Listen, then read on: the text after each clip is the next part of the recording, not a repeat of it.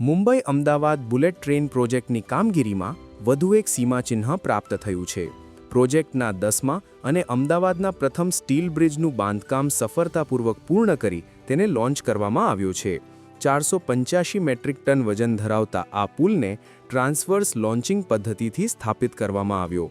આ માટે પુલને જમીનથી 16.5 મીટરની ઊંચાઈ પર અસ્થાયી ટ્રેસલ પર એસેમ્બલ કરાયો હતો. ત્યારબાદ સ્ટેબિલિટી માટે લોકિંગ ટ્રોલીના સપોર્ટ સાથે 200 ટન ક્ષમતાવાળા 2 સેમી ઓટોમેટિક જેકની મદદથી માત્ર 7 કલાકમાં તેને સાઇડ સ્લ્યુ કરીને ગોઠવવામાં આવ્યો હતો.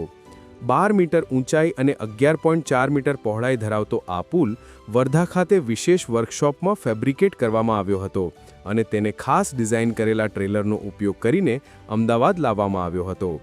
આ પ્રોજેક્ટમાં સમગ્ર કોરિડોર માટે કુલ 28 સ્ટીલ પુલ બનાવવાની યોજના છે, જેમાંથી 17 ગુજરાતમાં અને 11 મહારાષ્ટ્રમાં છે.